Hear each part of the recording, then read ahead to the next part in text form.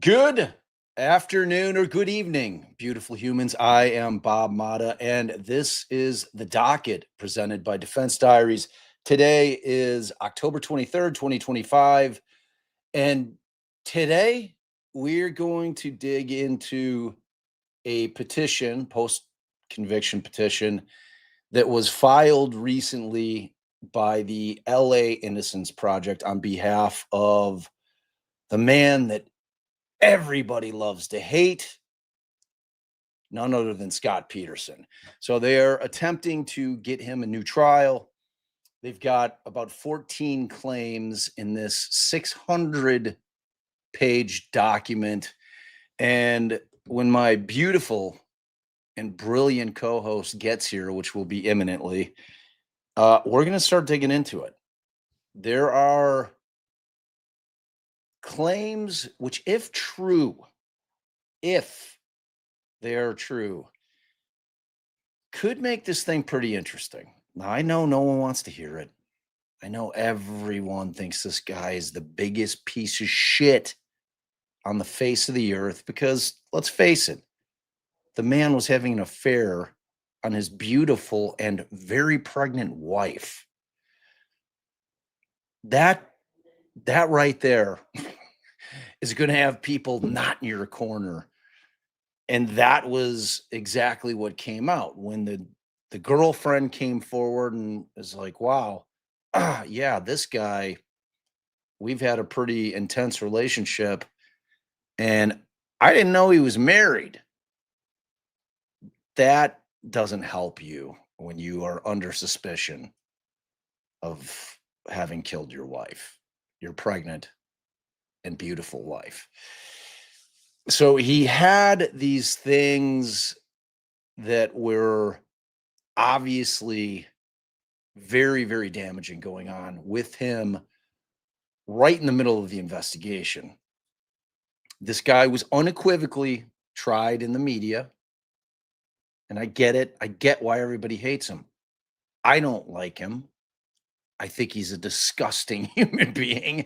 Anybody who would do that, really at any time, but especially when your wife is very pregnant with your first child, it's unforgivable. However, all of that being said,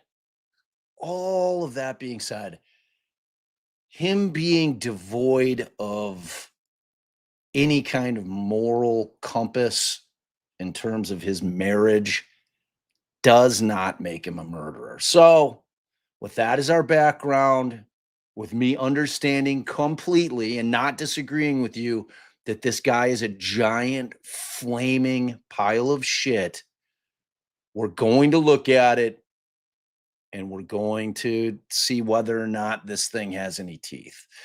So that's what we're going to do today. That is what, and as always,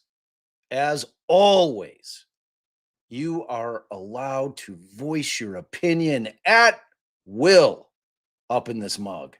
At will. We are not an echo chamber. We love hearing all sides, provided you're not an asshole. If you're not an asshole, you're going to be all good. If you are an asshole, you're going to have problems. So have at it, kids, as we start going through, start debating it. I mean, we could all be of the mindset, this guy did it, fuck him.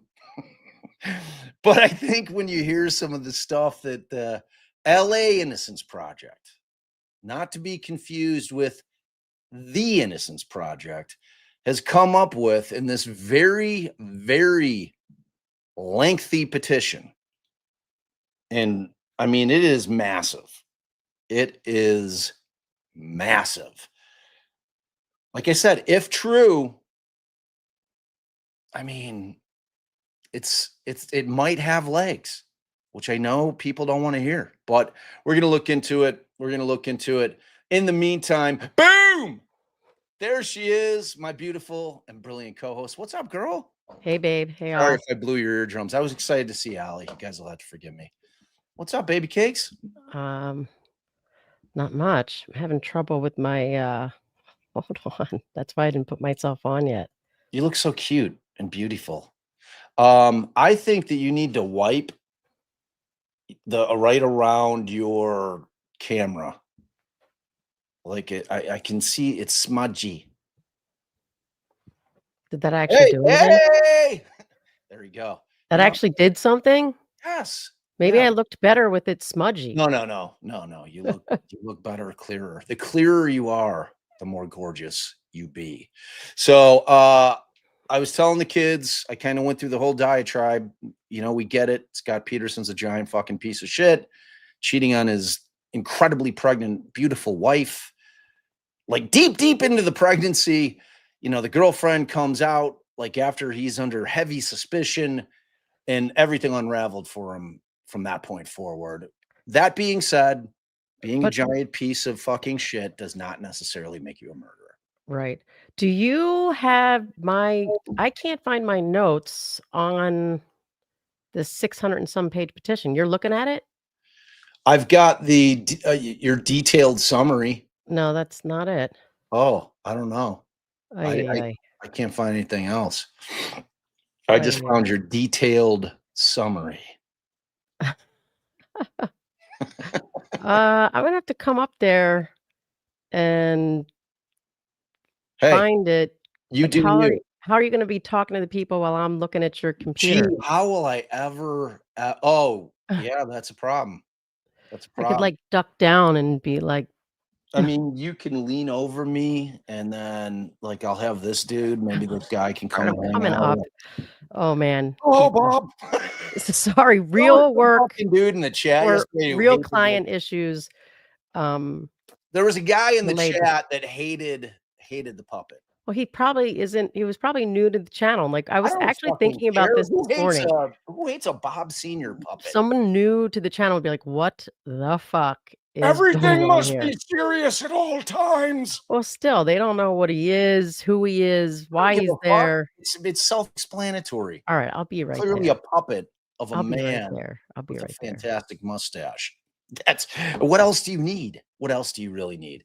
So, all right, we're gonna wait. Allie's dead set on finding. Oh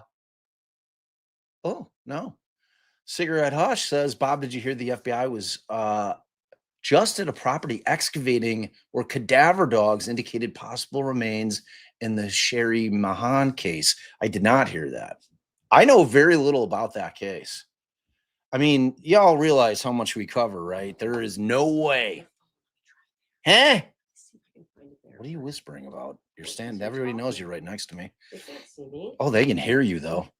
I have a very effective mic. So yeah, no, I did not hear that. I did hear about this incredibly huge NBA gambling probe / arrests of Chauncey Billups. Dude. And there's links with the mafia. I thought the mafia was dead. I thought it didn't exist anymore. Oh, I thought there was no mafia. So now the 5 families have gotten their claws into the NBA, and wow.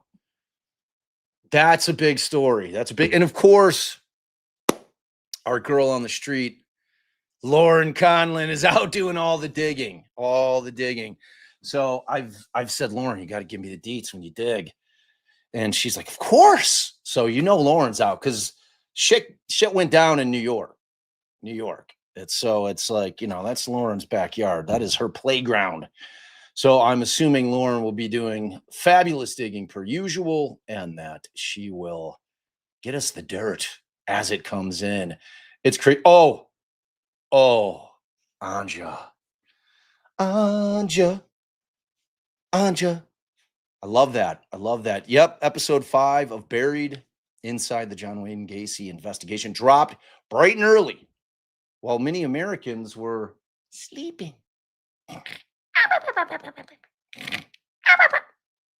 It popped in right into your feeds.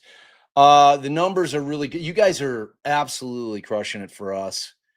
Thank you so much for those of you who have taken time out of your busy schedules, busy lives, to even type one word, let alone a nice paragraph and sharing on Twitter, sharing on Instagram. Like, I get no traction on Instagram because I don't post enough.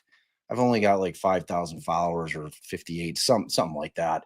And so it's like I post on there. I've been trying to promote the pod there. I just don't get as much traction there. But everybody who's been doing that on our behalf, we're eternally grateful. It really means the world to us. It's such a important thing for me to try to get out to the world because I feel adamant about just how good of a podcast it is. I feel adamant that people will enjoy it and that they'll learn something from it. Not just about fucking Gacy. You'll learn about the law. You'll learn about how this thing works, the criminal justice system. You'll obviously find out the bombshell. And like I try not to get sucked into hyperbole. Now I realize in some of my recent titles for these lives, I've been using some hyperbolic type language like bombshell breaking. I try to, in general, stay away from that.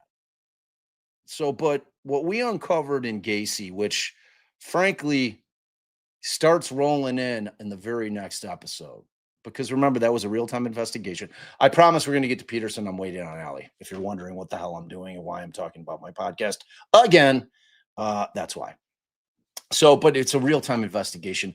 I'm incredibly proud of it. And just all to say thank you for helping us get it out to the world. As of this morning, we're up to number 72 in all true crime podcasts in the whole world on Apple. There's only one thing that makes that happen, and that is y'all. So thank you a million times over. It touches me so deeply because that is such an important thing. Like, that thing is going to be around long after I am off the earth. And I'm so proud of it. That will be something that I leave as a legacy. And I just truly feel that it needs to be heard by the masses, by millions of people. I think it's that good. It's so different the way that we did it than any other podcast you're going to listen to, because it's not me just playing Gacy tapes. It's the whole investigation, the whole narrative that I just painstakingly wrote scripts for. And it wasn't any fucking AI because it didn't exist. It was me writing these things out episode after episode, and then we're interviewing all the old cops, kids who survived Gacy, the lead prosecutor, my father, anybody and everybody that we could find that was connected to that case some way, somehow we interviewed. And it's an absolute tip of the cap and a memorialization of the victims. We spend so much time trying to let people know who the victims of that case were, because it's important to me. It's important that everybody knows who they were. So it's not a Gacy biopic. If you're expecting to go in and get all the background into Gacy, that ain't it. You're looking in the wrong place. It's the victims, the investigation, the arrest, and the trial, the things that matter to me. Like I've said a bunch of times, the reason that I really wanted to dig into the investigation is because I was just dying to know how Chicago PD didn't get that fucking guy under arrest in 6 years when Des Plaines PD, a massively smaller department with no resources, got him in 10 days. I wanted to know the answer, and we dug in. And what we ended up finding about how they got him was going to blow your mind. So whatever you do, listen to it if you haven't. Please keep sharing it. Let your friends, let your neighbors know, family, all the peoples. All right. I don't know where my wife went, but let's see. I'm gonna see if I can pull up just the entire doc. Let me see if I still have it up. It is massive. It's so big. It's so huge. So while we're killing some time, I want to just pull this puppy up, take a peek at it, and then when love, huh?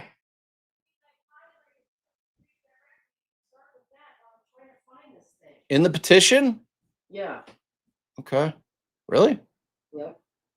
I don't know. Wait, I might be looking in a different version of it. See, this is the shit we should have been handling before we got on the line. Business matter I had. Business matter came in over the phone. She had to take care of that shit. All right, let me see. So is that in the Dropbox? Is that what you're telling me? She gone. She gone. All right. Bear with us, kids. Bear with us. In the interim, while you have a little bit of time, why don't you go ahead and listen to Buried Inside the John Wayne Gacy investigation? I kid. I don't. But I do. But I don't. But I do. I do. I don't. All right, hold on. Do. All right. Let me see what's up here. Okay. Wow. I mean, we've got a lot of shit up in the box about the old Scott Peterson. Let me see.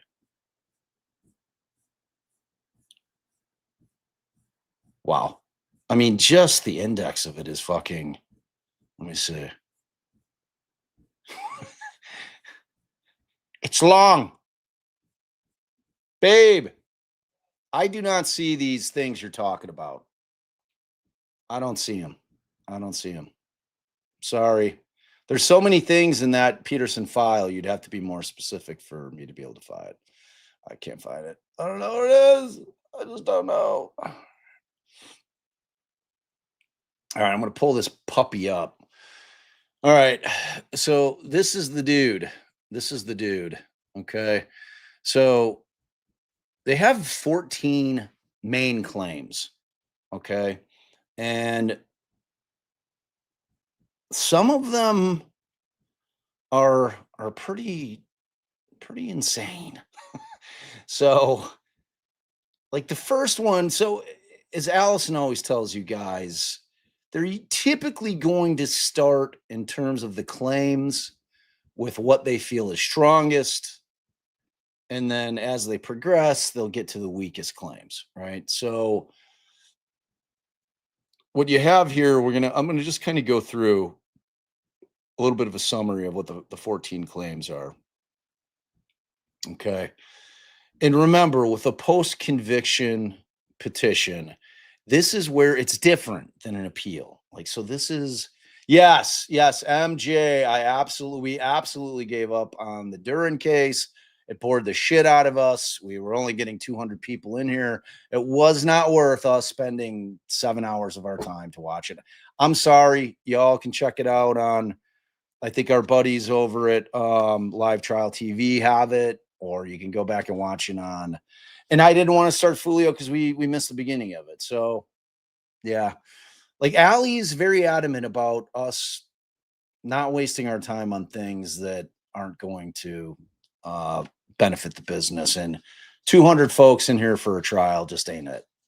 It's just not it. So all right, let me get back to this.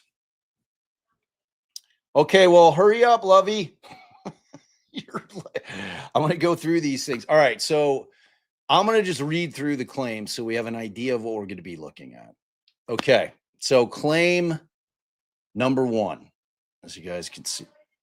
I can't find the highlighted thing, hon, and I don't want to yell like this anymore. Just get on. I'm going to find it. I'm coming. Okay. What do you mean? You're going to find it where? And I've saved it. I'll find it. Yeah, I mean, there's like 20 things in there.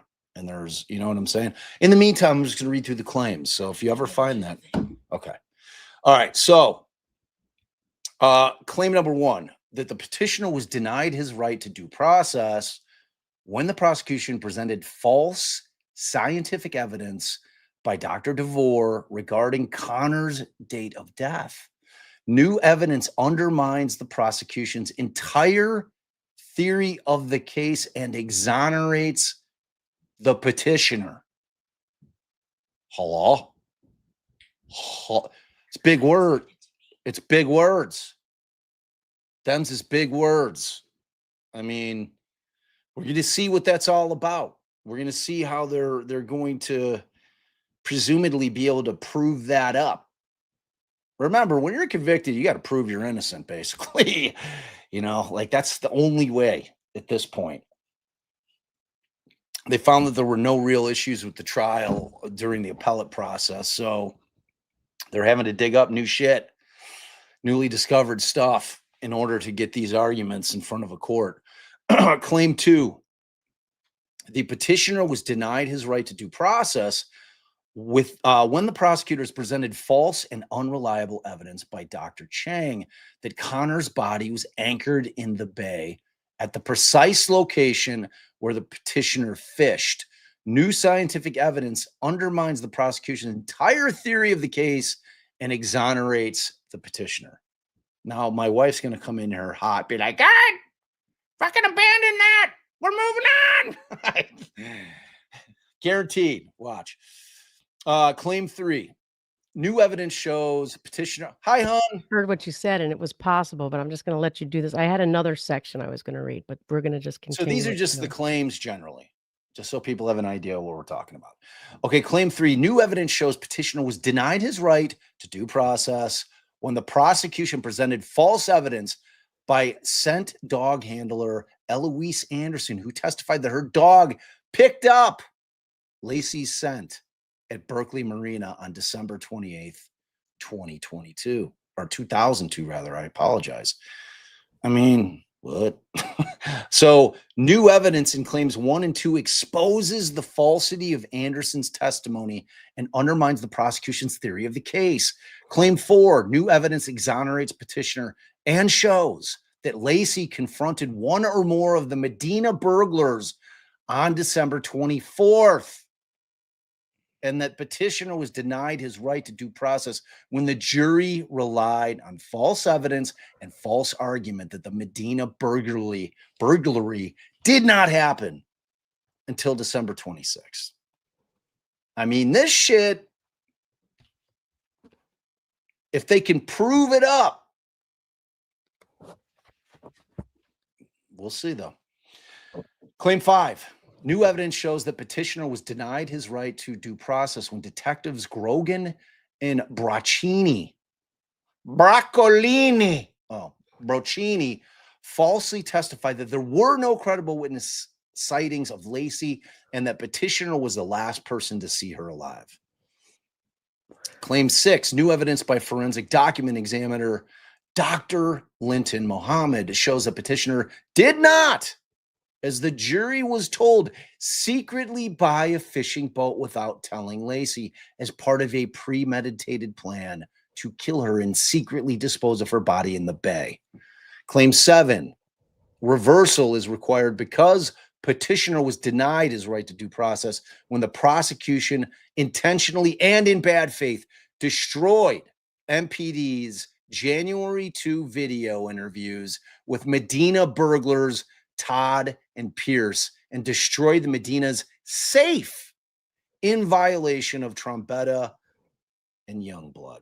And Youngblood is just sort of, it's like an extension of Brady, where they've got to, if the police intentionally fail to preserve evidence, it's an issue. It's an issue. All right. Most of you know Brady by now, so it's an extension of the Supreme Court case, Brady, about when they have to turn over evidence that discredits the police investigation, things like that, or the officers themselves, like we're seeing with Proctor. Okay. Thank you. Claim 9, reversal is required because petitioner was denied his right to due process when the prosecution intentionally and in bad faith destroyed the Croton watch MPD collected from the pawn shop and related MPD investigation reports, which had exculpatory value in violation of Trombetta and Youngblood. Claim 10, reversal is required because petitioner, once again, was denied right to due process when the prosecution intentionally and in bad faith failed to collect exculpatory evidence by systematically ignoring eyewitnesses who reported seeing Laci alive and walking the dog in the neighborhood and in park in violation of Trombetta and Youngblood. 11, petitioner is entitled to relief because he was prejudiced by the prosecution's suppression of evidence favorable to the defense in violation of his right to due process under Brady and its progeny. So these are subclaims under 11.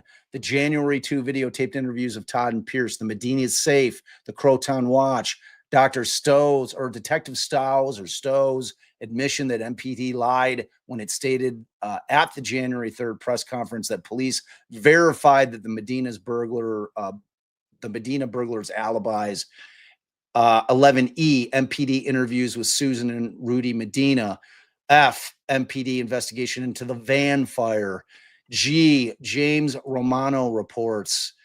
H, Laci knew about the boat purchase. And I, Lieutenant Xavier Alponte report. Claim 12, petitioner was denied his right to due process when the prosecution presented false arguments to the jury. New evidence undermines the prosecution's entire circumstantial case against the petitioner and lays bare the falsity of the prosecution's entire argument presented at trial. 1, and they're breaking it down for you a little bit further here. Petition did not use the boat cover to conceal a body as falsely argued by the prosecution. 2, Laci Peterson's body was not found in the clothing she was wearing the evening of December 23rd, as falsely argued by the prosecution. And 3, Laci Peterson's body was not found in the clothing she was wearing the evening of December 24th, as falsely argued by the prosecution. And then 13, cumulative error. 14, cumulative error is if one of these errors is not sufficient, then the court's to look at the cumulative effect of one of two or more of the errors. There you go. And if it's not alleged separately, you waive it, and they don't consider them the cumulative effect of one or more of the errors together. God, you're so beautiful. All right. Actual innocence is claim number 14. Which is also a separate claim, and it allows them to consider more evidence that might be time barred, that might be barred for some other reason. And it allows them to consider it only if it proves or rises to the level of demonstrating that he's actually innocent of the crime. So it is technically a whole separate claim from each of the other claims, although encompasses them. All right. So let's go back to my.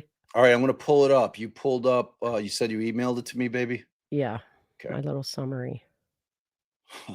You don't do anything little, honey. Honey cakes. Let's see. Okay. All right. So wait, you emailed it twice. Should I go to the most? Doesn't recent? matter. I was emailing it to myself the second time. Okay. Okay. All right. So, but yeah, it should be. You want me to pull the doc off or keep it up? No, you can pull it off because there are some there's demonstratives in there. I mean, you're gonna want to look at any of those. A lot of photographs and shit in there. So it's your call, totally. Like, I don't give a shit. We could pull it off and then go back to it because I don't have it tied like that. So it's just too much. I couldn't do every.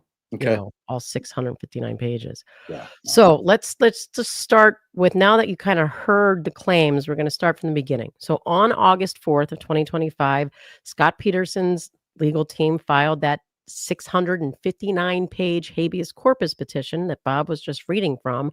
And it might be one of the most explosive post-conviction filings in modern American history. We're talking about documented evidence of police destroying exculpatory evidence the day after meeting about it.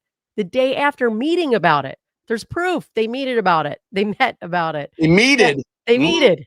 They meted. Then they just meted it out. It still worked. Just a different use. The prosecution's own expert witness now saying under oath that he was wrong. A third participant in a burglary coming forward to say that Laci Peterson confronted them the morning she disappeared, after Scott had already left for his fishing trip. And look, I said it in the beginning. I'm going to say it again. This isn't about whether Scott Peterson is a good guy. He's not. He's not.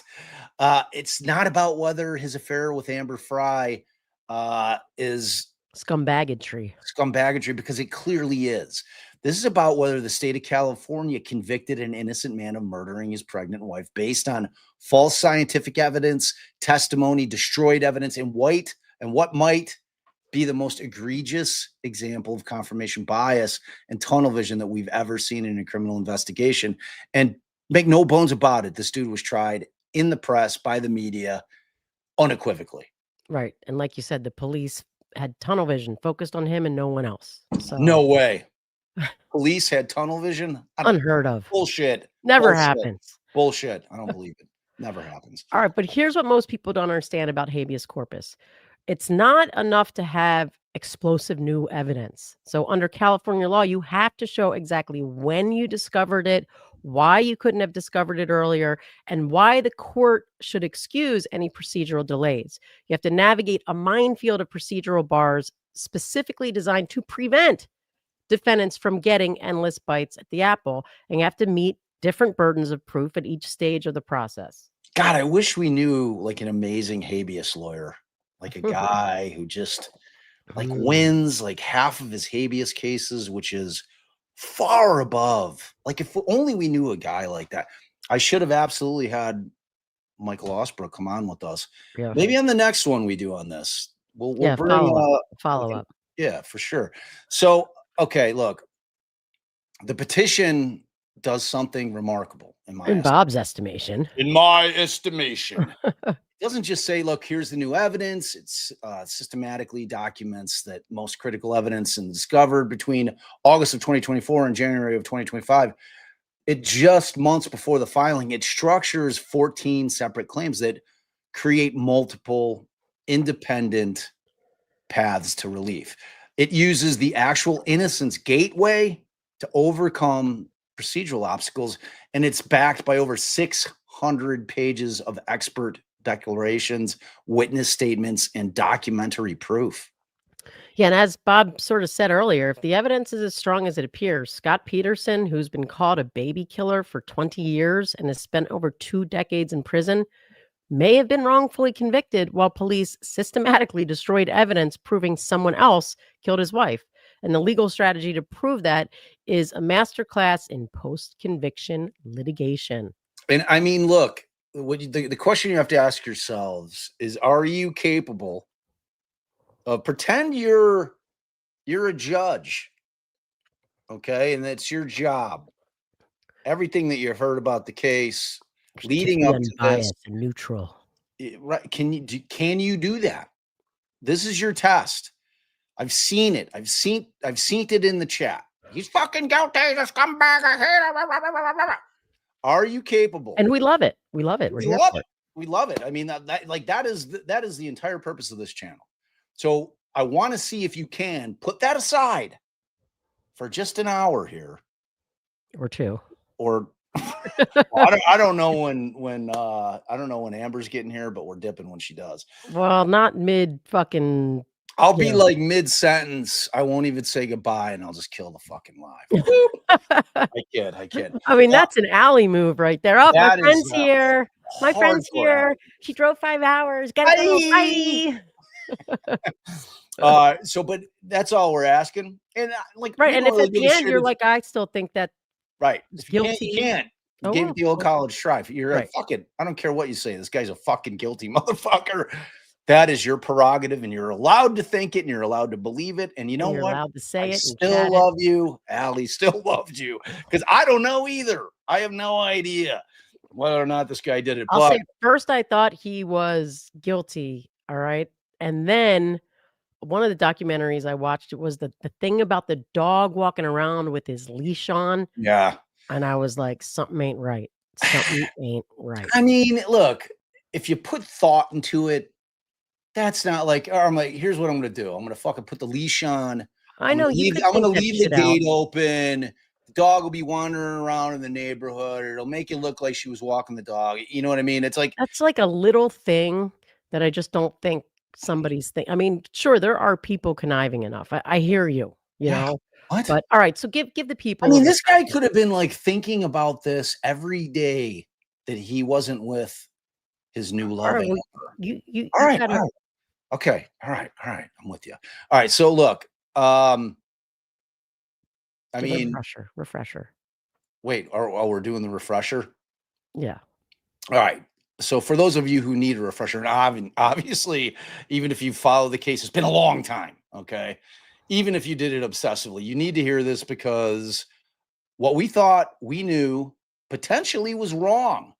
Okay. What we were told, what we saw in the press, and what was reported about the trial, what we heard during the trial. And here's what happened. So on December 4th or 24th of 2022. Nope. 2002. Oh, I keep doing that. I keep fucking it so long ago. Long time ago. Very long time ago. December 24th of 2002, Christmas Eve, Modesto, California. Laci Peterson, only 27 years old and 8 months pregnant with her son Connor, vanishes off the face of the earth. Her husband Scott reports her missing that evening at around 5:15 p.m.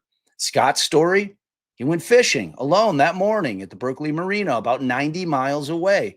He left home around 9:30 a.m.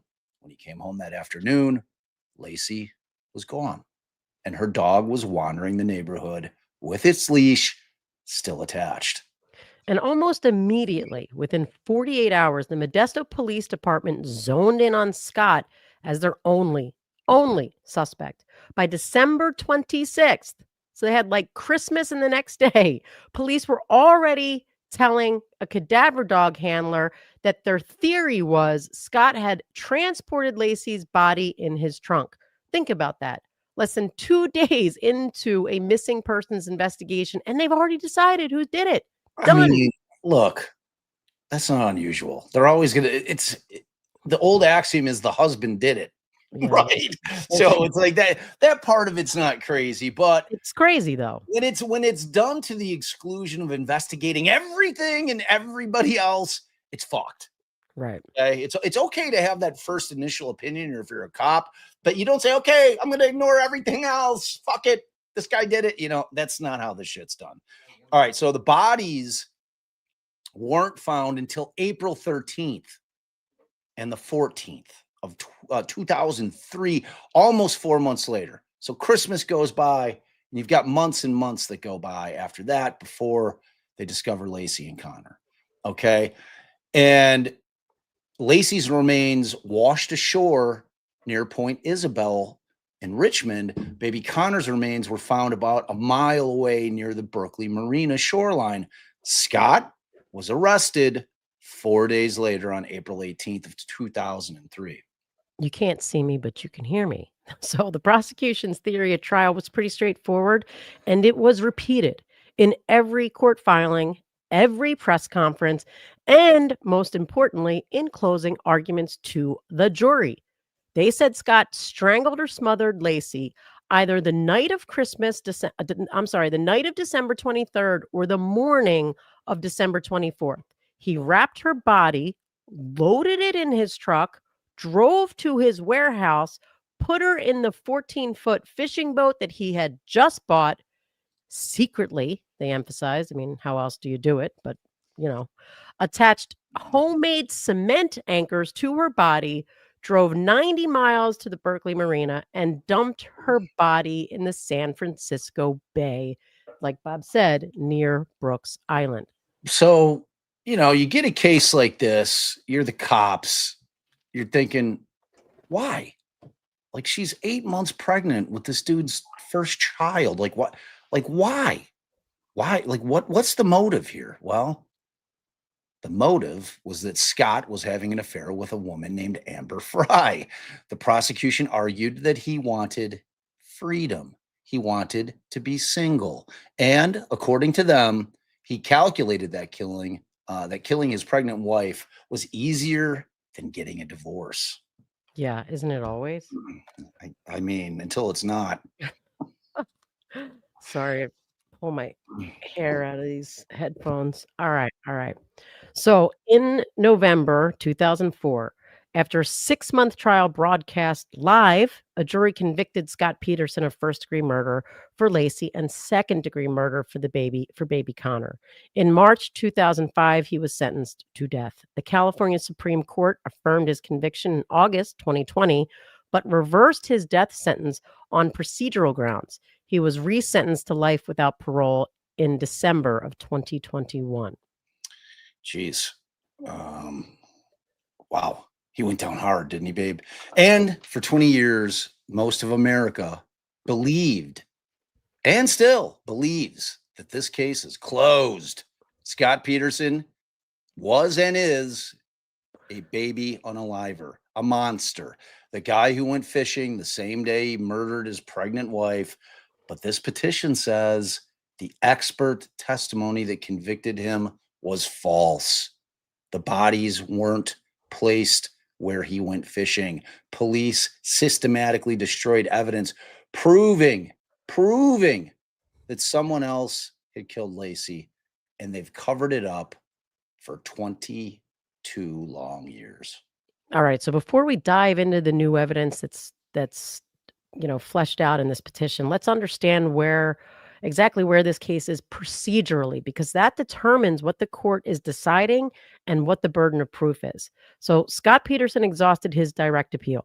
That's the first appeal after your conviction, and then he's taken that all the way up to the Supreme Court, and his direct appeal, I think, was just officially affirmed or denied, and the court affirmed the denial, the Supreme Court, in 2020.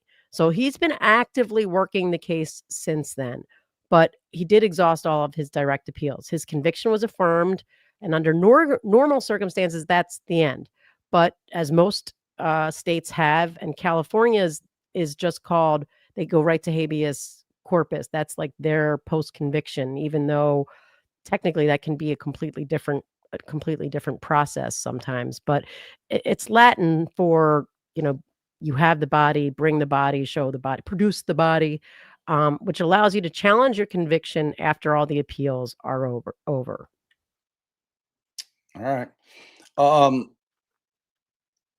So ultimately, so habeas corpus exists because we recognize, and the courts recognize, that even after the trial and appeals, new evidence can emerge. Constitutional violations can be discovered, or things can come to light that couldn't have been raised earlier. So it's sometimes called the Great Writ because it's one of the most fundamental protections against wrongful imprisonment, and it's also one of the hardest to overcome from a burden standpoint. So here's the critical difference. On a direct appeal, you're limited to what's in the trial record. You're arguing the trial court made errors based on actually what happened at the trial. You cannot introduce new evidence, bring new witnesses, do new scientific testing. If it's not in the record, you can't talk about it.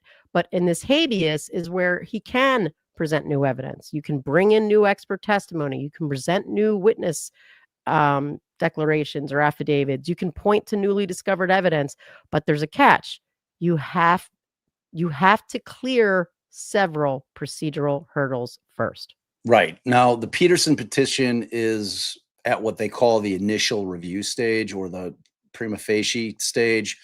The court hasn't held any hearings. There's been no live testimony. The prosecution hasn't even formally responded. And you can imagine, with a 600-page petition, it's going to take them a minute to get through If it. The court gets to that, if they get to that stage. Right. So the court is screening the petition to decide, does this deserve further development, or should it be dismissed? Right. And the standard is prima facie, which means on its face. The question is, if the facts alleged are true, so that means the court assumes everything that Scott Peterson has alleged is factually true. So if the facts are true, would the petitioner be entitled to relief? This is critical. At this stage, the court is not deciding guilt or innocence. The court is not weighing evidence or judging credibility. The court is not resolving factual disputes. The court is asking, have you alleged sufficient facts that, if proven, would warrant relief? And the California Supreme Court, in a case called People v. Romero, made this clear. At a prima facie stage, all factual allegations are assumed true. All credibility issues are resolved in the petitioner's favor, and the court only asks whether the facts state a legal claim. So the burden at this stage is actually quite low. You don't need to prove claims beyond a reasonable doubt. You don't even need to prove them by a preponderance of the evidence. You just need to allege facts that, if true, would entitle you to relief, and support those with reasonably available documentary evidence.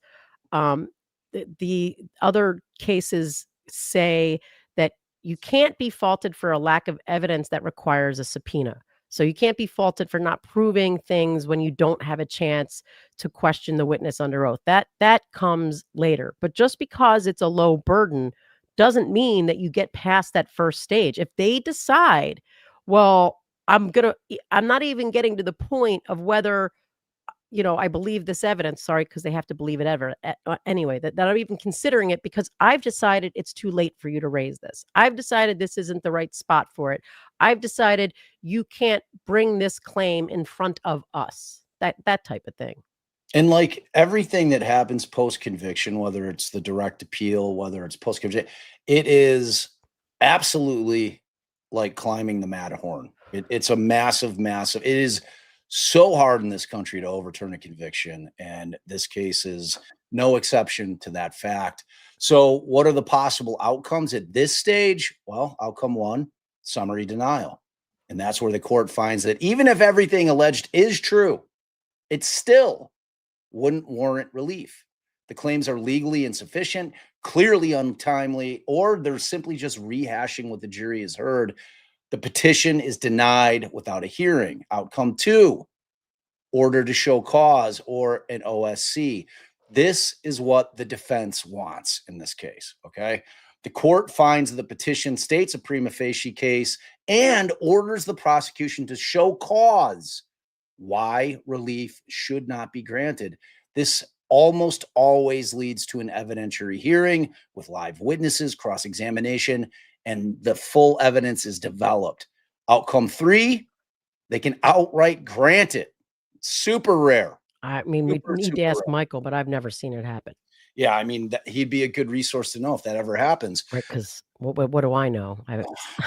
Right, I've only read so many, Yeah. and none in California. So None in actually, I don't know shit. Don't Right. listen. So the court then in that situation grants immediate relief without a hearing because the claims are so strong that no hearing is necessary. But you can just ignore the possibility of 3 because that's a never happening. It's not a happening. They're not letting that fucking dude out without at least a hearing, So for this petition, well, it wouldn't be out, be a new trial, So for this petition, outcome 2, the order to show cause is most likely. It's too strong to be summarily denied. It just really is. But the court will definitely want to hear live testimony and witnesses. And even before that, they will want to give the I almost said Commonwealth, the state, the opportunity to respond, at which point the state can say this should be dismissed because I still think it's procedurally barred, it's insufficient, but we're talking about the highest court. So usually once they find there's something warranted, I think, it's just my opinion, that it's most likely, not going to get dismissed on its face later. But, you never know because prosecution could point out something that they don't know or something that was incorrectly alleged or some procedural hurdle that the defense did not highlight and explain why it should not apply.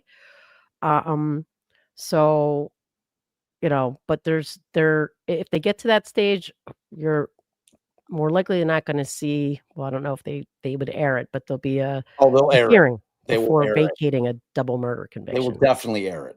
Like, I mean, California, there's no way they wouldn't air that. So now with that entire framework in mind, what we just told you, let's dive into the evidence and the claims. And we're going to show you not just what the new evidence is, but when it was discovered, why it couldn't have been discovered earlier, and why this makes this petition in particular timely and procedurally sound. All right. And I just popped over to see if anybody had any super questions on the procedural issues. And look, we're lawyers, so we're going to get into the procedural issues so that we can, explain to you what the, average layman cannot. So hopefully you're not bored by the procedural posture of this case, because it's very important when it comes to emotion. I mean, if you are, you're at the wrong place. You're at the wrong channel. All right, I have a question before we keep digging in. So those of you that don't have YouTube Premiere, are you getting inundated with ads? Because I left them on. I don't want to ruin the experience. Remember, if I turn them off, You guys got to step up with the supers. I mean, so let us know in the chat.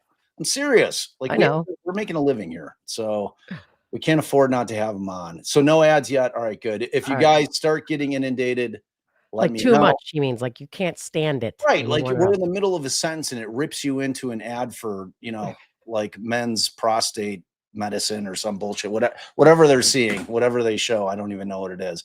All All right, right, so I'm gonna highlight what I call the silver bullet. We've the got silver silver bullet. bullets. So silver bullet number 1 is the expert recantation.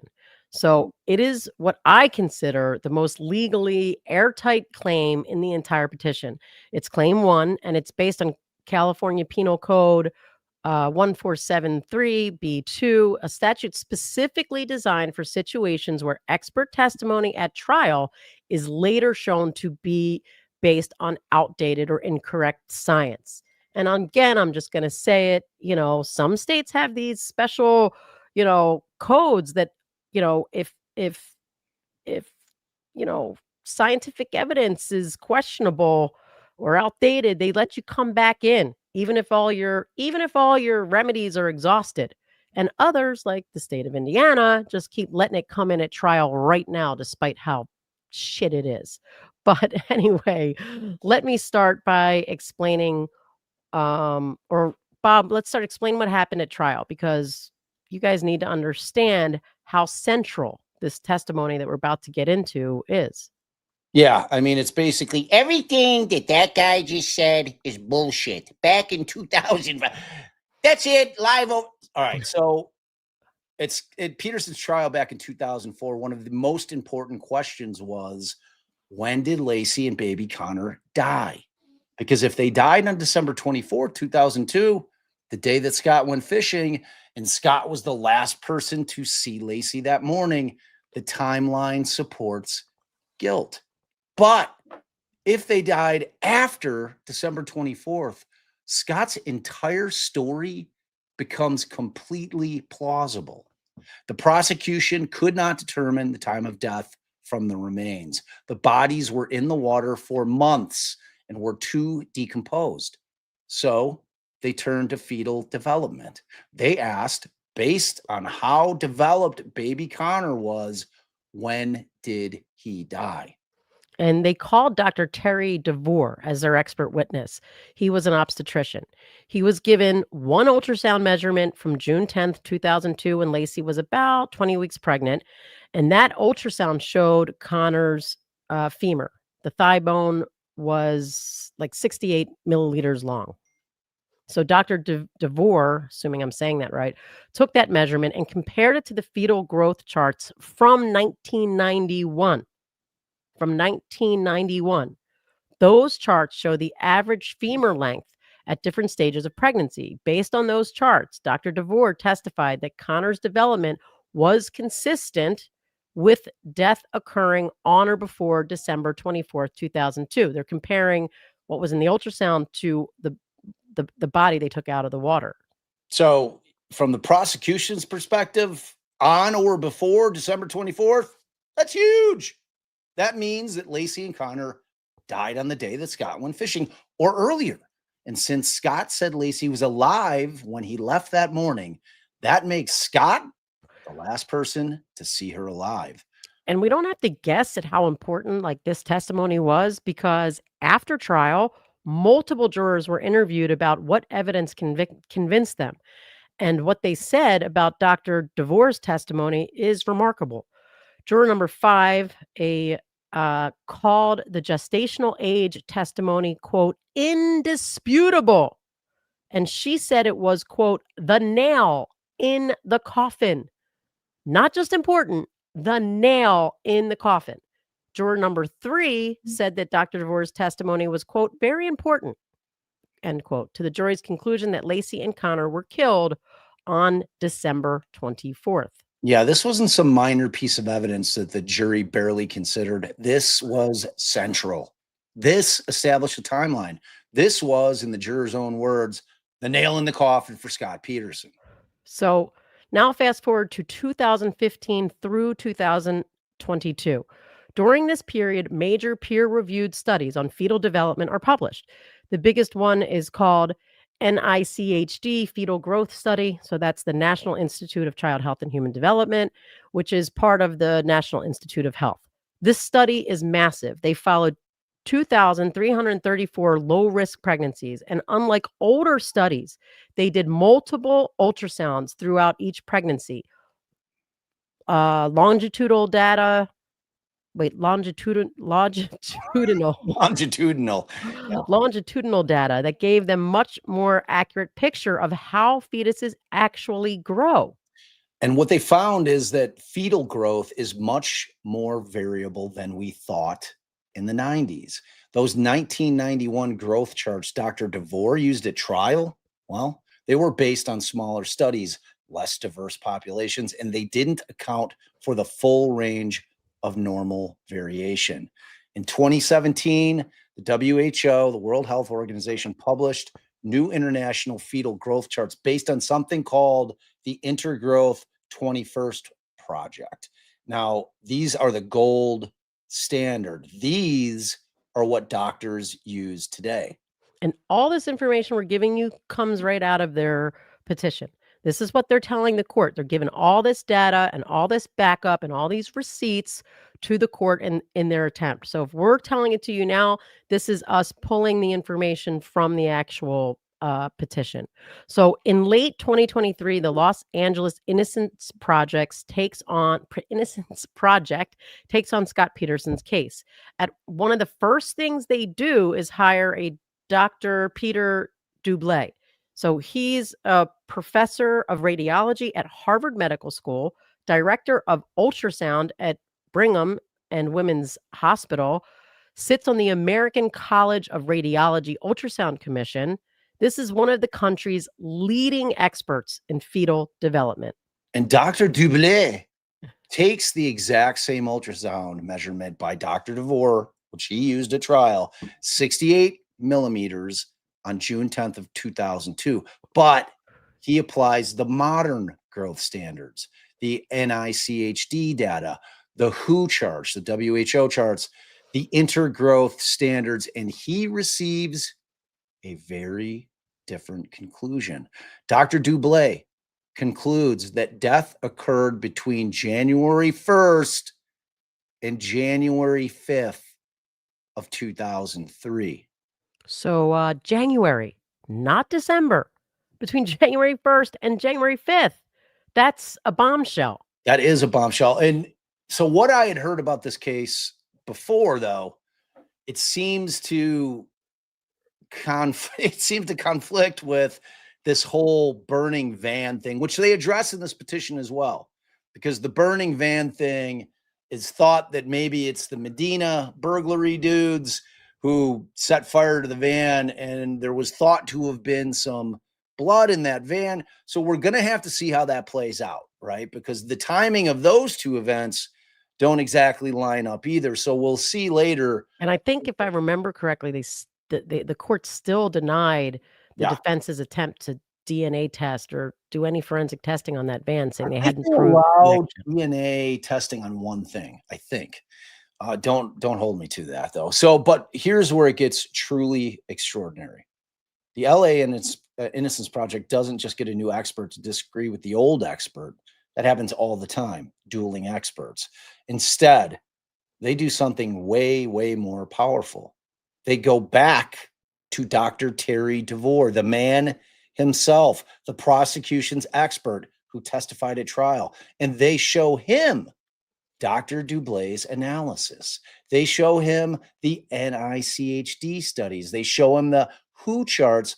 They show him the new research, and they ask him, Dr. DeVore, if you were testifying today, would your opinion be different? In 2024, and the reason we're giving you these dates, again, that's why we explained to you guys the whole procedural posture and the rules when you're doing these habeas petitions, is all of this stuff must be timely. You must have presented, within the time that it was found. Why you could not have done it sooner. So this is now in 2024, Dr. DeVore reviews the new science and he signs a sworn affidavit under penalty of perjury, which is attached as an exhibit. And in that, he says the new research on fetal development is better than what was available when he testified in 2004. And based on the new research, if he were asked his opinion today, his testimony would be that Connor Peters' gestational age is consistent with Laci Peterson's having died on December 2nd, 2000 and I'm sorry, Jesus, January 2nd, 2003. January. So not when the prosecution said, not when Scott went fishing. No. I mean, that is insane. If that is that, I mean, what do y'all think in chat? That is hard to ignore. I mean, it just is really, really hard to ignore. Let that sink in. The prosecution's own expert witness, the doctor who testified, who the jurors called the nail in the coffin, is now saying, I was wrong. The new science, well, it's better. Death occurred on January 2nd of 2003. Wow. Wow. So hold on. So I think you guys can all see why January 2nd versus December 24th isn't just a different opinion. It's proof of innocence. Hold on. You all right? Yep. You're, so don't worry about it. I just need to turn my camera off for a second. Scott Peterson was arrested on April 18, 2003. But starting in late December of 2002 and continuing through early January 2003, Scott was under heavy police surveillance. Undercover officers following him everywhere, GPS trackers on his vehicle, 24-hour surveillance. If Laci and Connor died between January 1st and January 5th, 2003, Scott Peterson was being watched by the police when they died. He could not have killed them. It would be physically impossible. This isn't, maybe somebody else did it. This isn't reasonable doubt. This is the science now proves that he could not have done it because the police were watching him when the death occurred. That is a physical alibi. That is actual innocence. All right, so let's talk about the legal standard and bring me back on camera. Hey. Hey. All right, because this is where the petition is unassailable. So under the California Code, which was added in 2013 specifically for situations like this, like we said, it says the court can grant relief if 3 elements are met on this whole new science thing. Element 1, the expert opinion at trial was substantially probative regarding a material issue. No doubt there. Check. The gestational age testimony established the timeline. Jurors said it was a nail in the coffin. It was central to the conviction. Element 2, the expert has repudiated the opinion. Check. Dr. DeVore himself signed an affidavit saying his opinion today would be different based on better science. Element 3, there's a reasonable probability the jury would reach a different result. Check. If the jury had heard death occurred January 2nd when Scott Peterson was under surveillance, they couldn't have convicted. The timeline collapses. The whole case falls apart.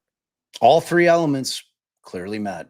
And Yep. that is exactly why Section 1473B2 was designed for. Yep. So, and I just want to restate this, okay? There is the Innocence Project, which is the one that everybody's heard of. That's not who prepared this. This is the LA Innocence Project. They're different. They don't have the same chops and reputation that the Innocence Project has. So for those folks who are out there like, well, you know, like if the Innocence Project took it on, there must be some validity to it.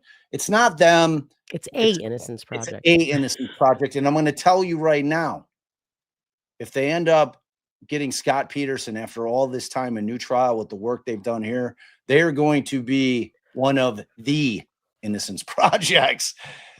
Because this is a like a mind-blowing thing. Like it's It's pretty crazy. It's huge. It's huge. So now let's address the timeliness, because that's what the prosecution's going to argue. So these studies were published starting in 2015, and they're going to say, why is he bringing this claim in 2025? But here's why. The studies were published gradually between 2015 and 2022, and it takes time for new science to be validated and accepted by the medical community. You can't just file a habeas petition the day a study comes out. Most importantly, Scott's direct appeal was pending until 2020. You can't raise new evidence on a direct appeal. You're limited to the record. So that's it. You have to wait. Yeah. And look, I mean, as far as any kind of medical research and findings, peer review is absolutely critical, right? So, right. And we already went through that. They just got this in 2024 when they hired Doubtfire, and then, DeVore signed his petition. So, babe, why does the prosecution's counterargument fail? I mean, the prosecution obviously is going to fight it. They're going to hire their own expert to say that fetal growth is variable and that the 1991 charts are still valid and that the death on December 24th is still possible. But here's why it fails. Dr. DeVore isn't saying, I might have been wrong, or it could have go either way. He's saying the new research is better. And based on that better research, my opinion today would be different, flat out. Right. And the new research he's talking about is the largest, most comprehensive study of fetal development ever conducted. So this is the gold standard. These are the charts doctors use today. And Dr. Dublé didn't just say death more likely occurred in January. He said that the death on or before December 24th is, quote, statistically inconsistent with Connor's measured gestational age using current standards. Not less likely, statistically inconsistent. Yeah, but I mean, the prosecution's still going to turn around and say, but there's still uncertainty. You can't pinpoint an exact date. True. But the jury didn't hear about that uncertainty. The jury heard Dr. DeVore say death occurred on or before December 24th. They heard that date, that timeline was indisputable. They heard it was the nail in the coffin. If they instead heard, based on modern science, death most likely occurred in early January and death on December 24th is statistically inconsistent with the evidence, there is no way they're convicting Scott Peterson. Or at least that's a damn strong argument. That is the, quote, reasonable probability of a different result standard. The result that's the standard for this petition. And when testimony goes from death on December 24th to death in early January when defendant was under surveillance, that's a probability that probability is overwhelming. Yeah. No, I mean, so there it is. There's silver bullet number one, the expert recantation. Again, section 1473B2 provides relief when all three elements are met. You heard those. That's where Allie gave you the check. They're all met here. Standing alone, this claim warrants a new trial. Yeah. On its face. Because look at it this way. Judges, they're not doctors, at least not most of them. So when they look at this, and remember, they have to accept it as true. And when you have what's so powerful is the fact that they had DeVore completely recant what he said on the stand. Right. It's incredibly powerful. It just is. The fact that even if they're like, well, but we could have called somebody else who on the new evidence would have still said the old thing. No, but that's not what you did. You presented this guy. They considered his training, his evaluation, his credibility. So they don't get to do that. They don't get to say, but Supreme Court, we could have hired this other guy back then, and he, based on the new stuff, would have said the same thing DeVore said back then. No. Doesn't work that way. It doesn't work that way. That is not whose background the jury heard. That's not whose credibility the jury determined. No, it doesn't work that way. This is, I mean, unless I'm crazy and look, courts try to circumvent undoing shit whenever they can. So maybe they'll come up with something that I'm not seeing, Bob's not seeing, like on the face of this, but to us, this is pretty strong. And I came over to see before we go into Allie would have done this. Like if somebody said, like, look, we want you to handle Scott Peterson shit. We think there's some real things that, have some teeth. And Allie came up with this shit. I'd be like, holy shit, you just got Scott Peterson a new trial. I mean, that's how I'd feel about it, Right. But that being said, what Allie said just now, courts abhor overturning shit and sending it back, especially in a case that had this type of publicity. They're not going to lean in favor of saying, yeah, he needs a new trial because he was denied due process in terms of getting a fair trial. They're going to try any way that they can not to grant him that, but this might be impossible for the courts to overcome. I don't know.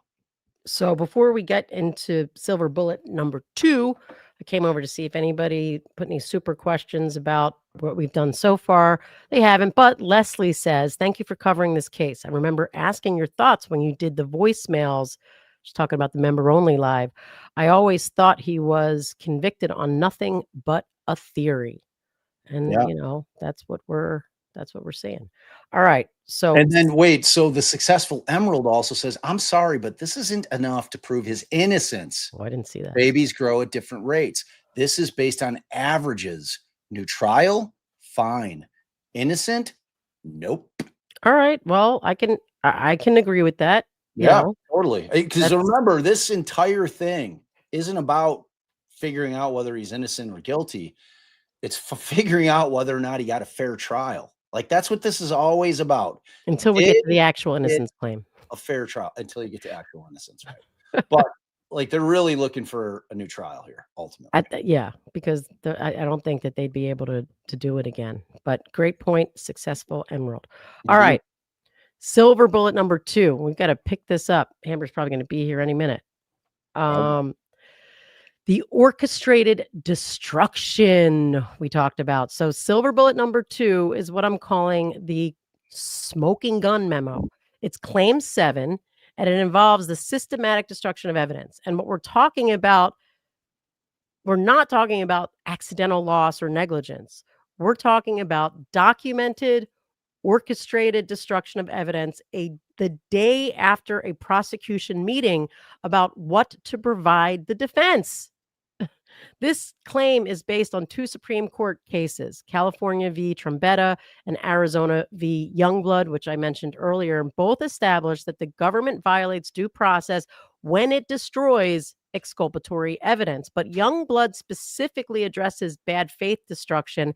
And that's our focus here, even though I think that they've moved away from that in other cases, but I think Youngblood is still the watershed case on the issue. So we're going to address it from that perspective. And it always makes you wonder, like, when they destroy evidence, do they really view it as exculpatory, or are they just like, well, this might fuck with the case? Because the thought that there was somebody on the government side that looked at it and like, wow, this dude didn't do it, and we've already arrested him, and we need to fucking destroy this. We need to get rid of this shit off the face of the earth, because we've done, the train has left the station. I'm not going out there and doing some fucking, to think that they would do that in order to just move forward and convict the person that they arrested. And it wasn't 2 days after, that's when they started, thinking that he was the guy. He wasn't arrested for 4 months, right? So in theory, you can make the argument, okay, well, they didn't rush to judgment in the sense that they didn't arrest him right away. They didn't investigate anything else. So. Right. To think that there's a possibility that there exists people in those positions of power that would fucking do something like this should terrify the shit out of all of you. All of us. All right. So the first thing that we're going to look at in terms of, kind of understanding like why this claim is important. Right. So the first kind of smoking gun evidence in terms of destruction was all related to the Medina burglary background. So first you need to understand the Medina burglary and why it's so important to the defense's theory. So again, back on December 24th of 2002, same day that Laci disappears, a home's burglarized on Covina Avenue in Modesta. The home belonged to Susan and Rudy Medina. And here's the critical fact. The Medina home was directly across the street from Scott and Laci Peterson's home. Right. And on January 2nd, 2003, Modesto police arrested two men for that burglary, Stephen Todd and Glenn Pierce. When Todd was first arrested, he told officers Hicks the burglary occurred on December 24th. He also said, unprompted, that he had, quote, nothing to do with the missing woman with the baby. Think about that. You're arrested for burglary. The detective hasn't asked you about a missing woman. Why would you bring that up unless you're thinking about her, unless there's some kind of connection? Yeah, and later the date gets clarified to December 26th, 2 days after Laci disappears. So the police hold a presser on January 3rd, and they announce that Todd and Pierce have been cleared of any involvement in Laci's case. And they say that they've verified the truthfulness of Todd and Pierce's statements. But that original statement on January 2nd, where Todd said December 24th and mentioned Laci, that's important. That's the kind of evidence a defense attorney wants, because if a burglary happened on December 24th and there's any connection to Laci's disappearance, that's third-party culpability. That, my friends, is reasonable doubt. So on January 2nd of 2003, Officer Hicks conducted videotaped interviews of Stephen Todd and Glenn Pierce. They were the only recorded statements they made the day of their arrest. So why are those videos important?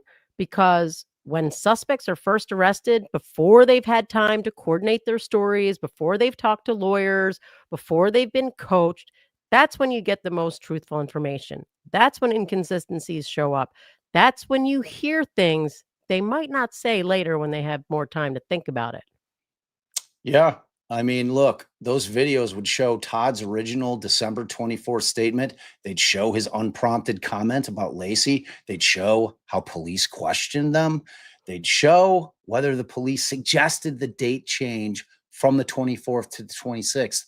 They'd show the circumstances of how that clarification actually occurred.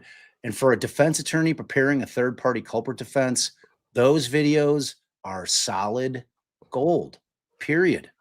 So also stolen during the burglary was the Medina's safe. That safe is physical evidence. It could have fingerprints on it. It could have DNA on it. It could have trace evidence. If third persons beside Todd and Pierce was involved in the burglary, maybe someone who later encountered Laci, their fingerprints or DNA might be on the safe. The defense would want to forensically examine it. So you've got the January 2nd videos and the Medina safe. Both are evidence the defense would obviously want for their third-party culprit theory. Both are central to challenging the prosecution's timeline and showing that others had means, motive, and opportunity to commit this crime. All right. So as to the timeline of destruction, this is where it gets truly shocking. So let's walk through the timeline because the dates tell the story. On April 21st, 2003, Scott Peterson is arraigned on capital murder charges. First-degree murder of Laci, second-degree murder of baby Connor. This is now a death penalty case. Yeah. Wow. The defense immediately starts preparing for their case. They know the Medina burglary is going to be central to their defense strategy. They're going to argue third-party culpability. They need evidence about that burglary. So on May 6, 2003, 2 weeks after the arraignment, there was a meeting. How do we know? Because in January 2025, the defense obtained the prosecution's own, this is January 2025, the prosecution's own calendars and meeting records through FOIA requests. Those records show that on May 6, 2003, there was a meeting of, quote, key investigators. The attendees, Detective Gorgon, the lead investigator, and Detective Bracchini, his partner, Broccolini. and Detective Bueller. Buechler, and another detective, Detective Scoltely or something. And that the topic meeting, according to the prosecution's own records, to discuss audio and video discovery related to the Medina burglary. All right, so let's be clear about what's happening here. Okay, 2 weeks after Scott Peterson is arraigned on capital murder charges, the key investigators in the case, they're having a secret meeting specifically about what audio and video evidence related to the burglary that they're going to provide to the defense in discovery. Why aren't you producing all of it? That's Right. the question you guys should be asking yourselves. If Right. you ain't got nothing to hide, Produce it. produce the evidence. But on May 7th, the very next day, the defense obtained evidence logs from the Modesto Police Department. Those logs show that on May 7th, the day after that meeting, two items of evidence are marked for destruction. The January 2nd, 2003 videotaped interview of Stephen Todd and Glenn Pierce, and the safe that was stolen from the burglary. Man. So May 6th, the meeting about what Medina burglary discovery to provide to the defense. Okay. May 7th, the most important pieces of evidence are marked for destruction. May 27th of 2003, both items are actually destroyed before the defense ever sees them, before the preliminary hearing, before trial. So now turning back to young blood and that bad faith requirement, you need more than just negligence. It means the government knew the evidence had exculpatory value and destroyed it anyway. And courts look at, several factors. Did they know it was exculpatory? Here, yes. They were meeting specifically about providing this evidence to the defense. Did they depart from the normal procedure? Yes. You don't normally destroy evidence before defense examines in a capital case. Was there a legitimate reason? No. There's no explanation for why this evidence needed to be destroyed before trial. And did they conceal the destruction? Yes, for 22 years. I mean, the timing is damning. It's not like they met on May 6th and then they're like, oh, a few weeks or months later, through some administrative process, evidence got destroyed. The Stanley Port video is always backwards. It's like, this ain't that, right? They met on the 6th about what to give the defense. The next day, May 7th, they mark it for evidence. They mark the evidence for destruction. That's not negligence. That's not bureaucratic error. That's premeditated destruction of evidence. Again, that should scare the shit out of you. It really should. Right. And what makes it even worse, before the preliminary hearing on June of 2003, the defense specifically requested the January 2nd videotaped interviews. They knew they existed. They asked for them. You know what the prosecution did? Nothing. Nada. They didn't say, "Oh, we destroyed those." They didn't disclose the destruction at all. They just ignored the request altogether. In fact, babe, according to the petition, they told the defense investigator who requested the tapes that he was being, quote, blocked by the DA's office for all future discovery requests. Now, not, hey, look, man, sorry, what tapes? No, we don't have those tapes. No, they've been destroyed. Just, you're blocked. Get the fuck out. All right, so we already went through the timeline and why this is newly discovered, because they just found this out through a FOIA request in January of 2025. Yep. So that legal principle, when the prosecution suppresses information about destruction of evidence, the clock doesn't start to run on your habeas petition until you discover the destruction. You can't be penalized for not raising the claim earlier based on facts the prosecution hid from you. So, I mean, at that point, they go and they find a cop, a guy named Lieutenant Birkovochis, okay? And he is going to give them another tasty affidavit. Right. The petition includes an affidavit from him. He's retired LAPD detective with over 30 years of experience. He reviewed this case, and his opinion is devastating. Devastating. He calls this an, quote, outrageous level of bad faith. End quote. Outrageous. He says destroying evidence in serious felony cases is a serious issue, but doing so in a capital murder case is, quote, inexcusable. And Bervacoci makes another point, and it wasn't that only evidence was destroyed or hidden. Detective Stow admits in a 2015 interview that he kept other videotaped interviews in his personal possession for 9 months without logging them into evidence. He kept videos of hypnosis sessions with witnesses in his personal possession for 6 months. It sounds super proctory. Yeah, right. I'm just gonna drive around with the evidence in my car. Nothing to see here. I mean, what the fuck? Why can't they just play fair? Play fair. Play fair. Play fucking fair. So the defense is using this to demonstrate a pattern that the detectives knew how to hide evidence. They'd done it before. They did it systematically to prevent the defense from accessing evidence about the Medina burglary. And the penal code says, like penal. Babe, stop. So this is not just I can't a constitutional violation. It's it's criminal conduct under California law. So Penal Code Section 135, the petition lays all this out, says it's a misdemeanor to willfully destroy evidence that you know is about to be produced in a trial with intent to prevent it from being produced. Every person at that May 6th meeting who participated in the decision to destroy the evidence the next day committed a crime under California law. This is what the defense is arguing. So, babe, will anybody be prosecuted? Probably not. Probably not. Prosecutors have immunity for their actions in prosecuting cases. But the fact remains, this was, in fact, criminal conduct. So, we think this claim is going to succeed. So let's walk through like the Trombetta Youngblood standards.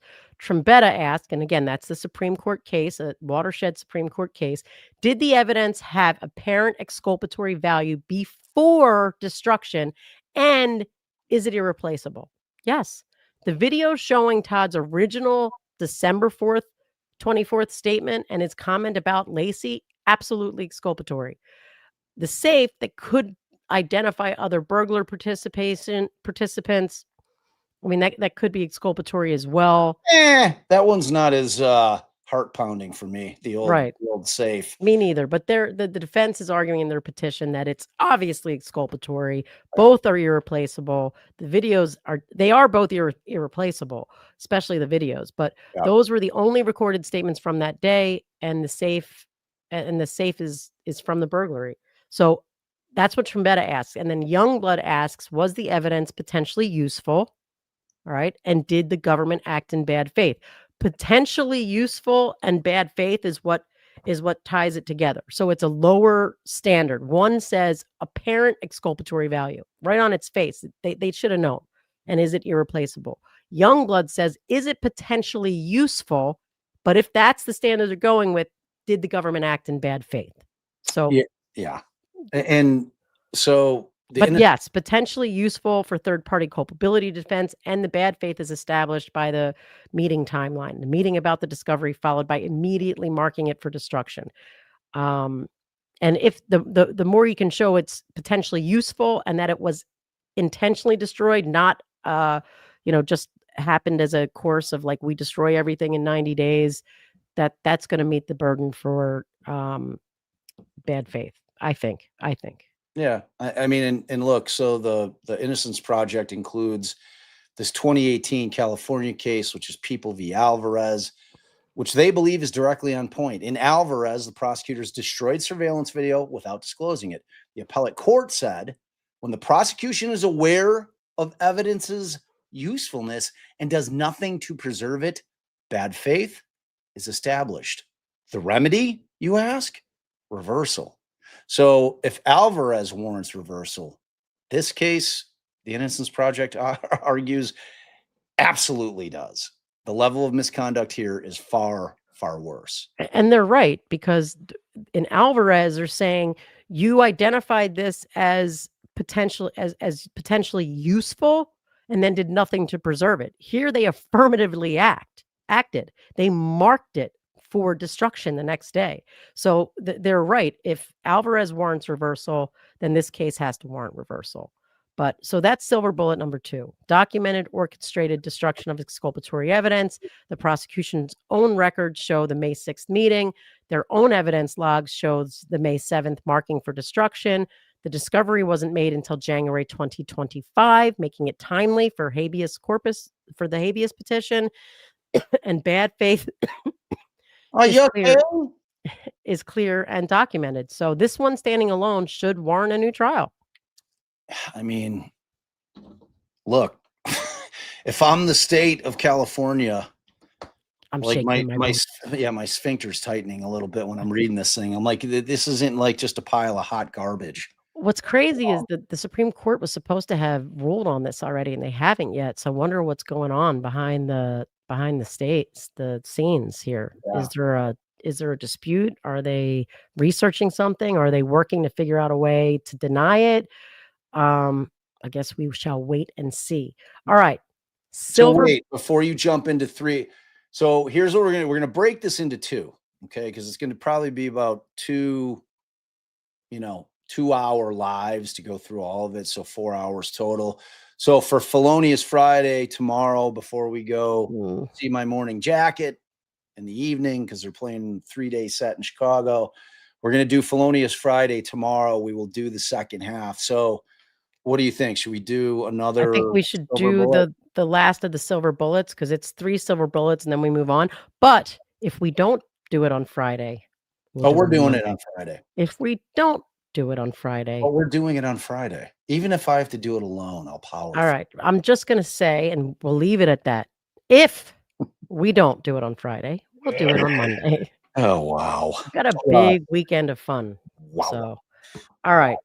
So silver bullet number 3, Brady violations. Brady. Right? This is claim 11, and it's based on Brady v. Maryland. Probably the most important case in criminal law regarding prosecution's obligations. Brady says the prosecutor has a constitutional duty to disclose any evidence that's favorable to the defense and material to guilt or punishment. But what makes this claim extraordinary isn't just that there were Brady violations, it's that the prosecutor admitted on the record in the middle of trial that they were intentionally suppressing exculpatory evidence. That's the way the petition presents it. So let's see how they do that. And I just want to restate here, okay? What we're talking about is procedure in a criminal case, okay? We're talking about post-conviction, and this isn't about whether or not Scott Peterson is innocent or guilty. What this is about, this analysis, what they're saying, there is an actual innocence claim in it, but we're not what there they're yet. What they're really looking for is to get a new trial, because what they're saying, whether you think he is or he isn't, matters not. Everybody in this country unequivocally has an absolute right to a fair trial, period. There are no exceptions to that rule. Okay, so no matter what you may think about his innocence or guilt does not come into this. That is not part of this evaluation. He could go to trial again and they're like, you know what, dude? Guilty. You're still guilty. Get the fuck out of our face. It's not what this is. So I want to be clear about that. The successful Emerald's comment here, it rules the day. Yeah, I'm sorry, but this isn't enough evidence to prove his innocence. Babies grow at different. Oh, we read that one already. Right. I'm just saying, revisiting it. Right. Because... And I want to be clear. Allie and I didn't write this petition. All right. We're simply providing it to you, breaking it down so that you can understand. But more importantly than understanding the petition itself, I think it's incredibly important for you to understand what the petition is seeking. They're not retrying the case here. They're not trying to prove, at least in what we've gone through at this point, that Scott Peterson is innocent. What they're trying to show the court is that the man did not get a free, fair trial. It's that simple.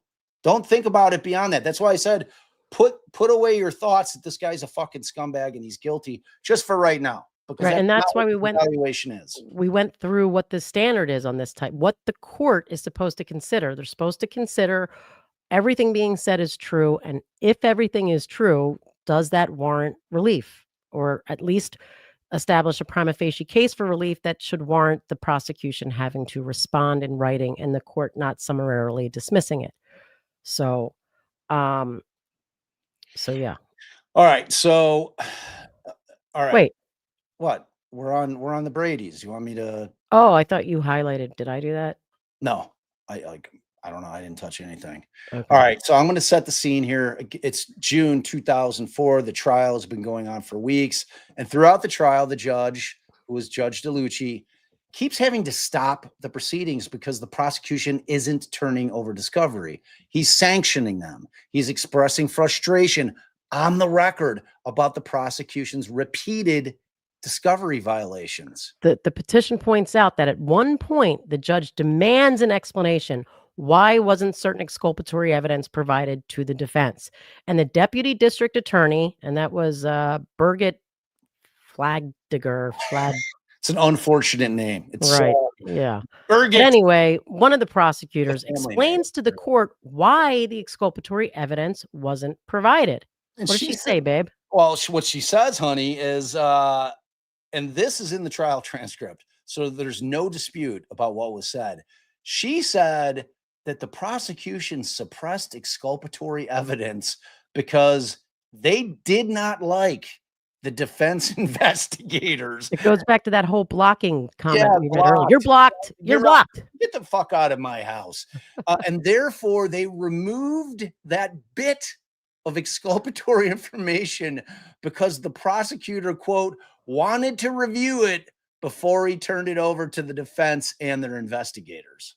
So read that again. They suppressed exculpatory evidence because they didn't like the defense investigators, not because it was privileged, not because it was irrelevant, not because they thought it wasn't Brady material.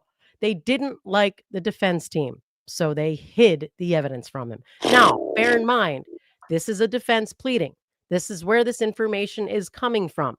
I am sure that the prosecution, when and if they respond, see how I did that when and if, which they didn't do in that Proctor memo we discussed yesterday. Anyway, when and if they respond, they're probably going to explain it a different way. They're probably going to cast it in a different light. But we're right now going over the defense position. Well, I mean, they can cast certain things in a different but light. it's in the record. When it's a fucking quote from the record saying that we didn't like their investigators, so fuck that guy.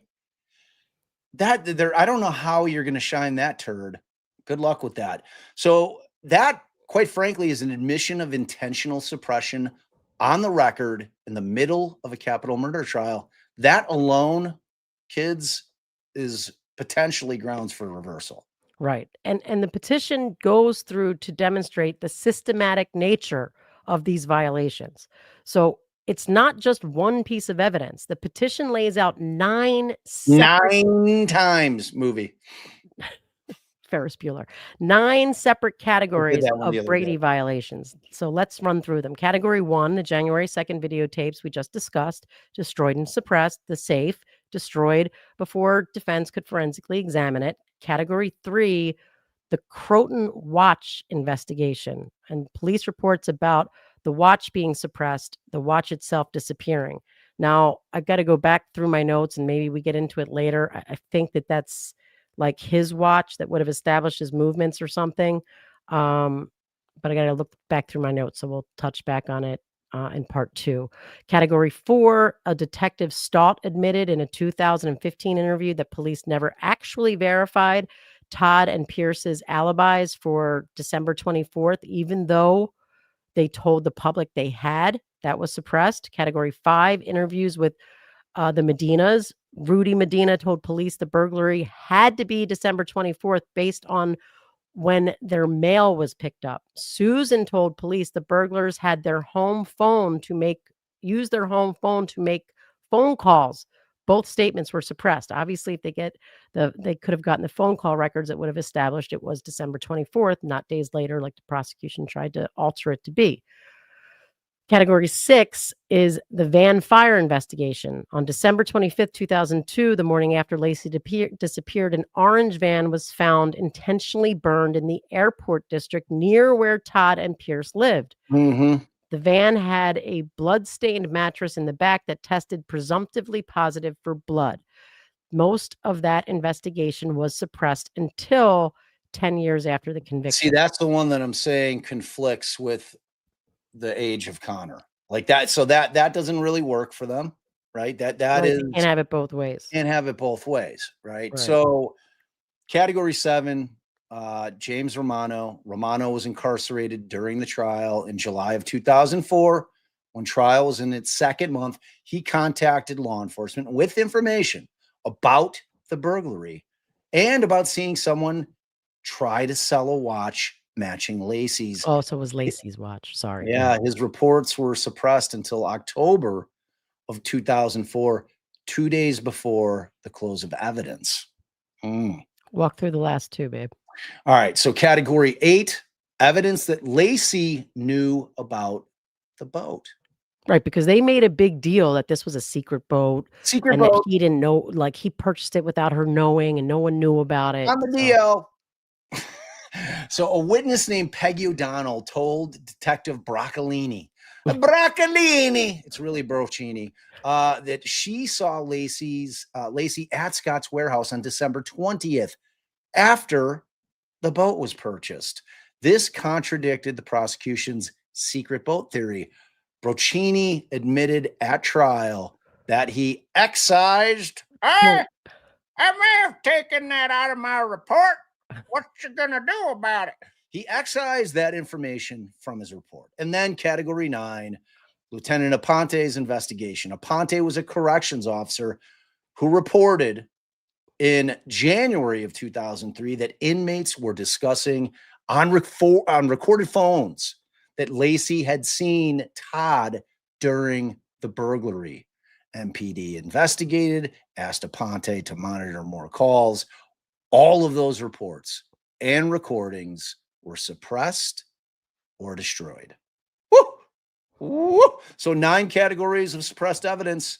And this isn't a case where you can say, oh, the prosecution didn't realize it was Brady material. The prosecutor admitted that they were intentionally suppressing evidence. So Brady also they also do a cumulative effect standard. Now, this is different than the separate claim that evaluates cumulatively all of the errors, but specifically when there are multiple Brady violations, the law says you don't look at one of them at one by one. You look at their cumulative effect, and that comes from a Supreme Court case called Kiles v. Whitley. The question isn't, would any single violation have changed the outcome? The question is, does the cumulative effect of all suppressed evidence create a reasonable probability of a different result? Yeah. And here the petition argues the answer is obviously yes. Yeah. I mean, this was an entirely circumstantial case. There was no evidence linking Scott to the crime. There's no DNA, no blood, no murder weapon, no forensic evidence. The prosecution's case rested on these things. The gestation age of the baby, Scott's affair, which is, of course, not a crime, just motive, the boat purchase, which Laci knew about. And this is all, again, we are reading the defense's pleading. Okay.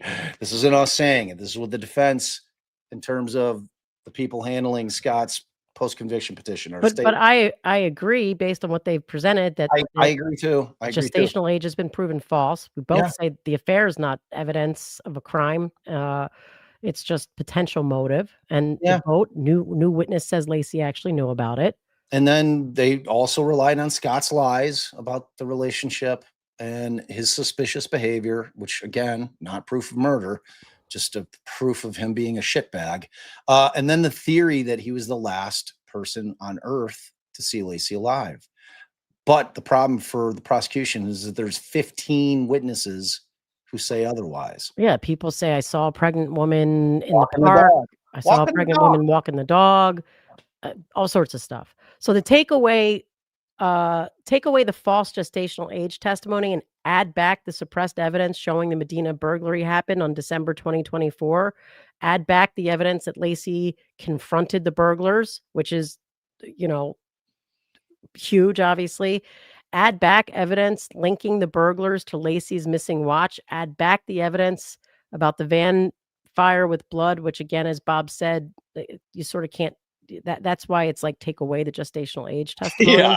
And Those add two back things don't jive. the eyewitnesses' testimony that Laci was alive after Scott left. And what's left? Nothing.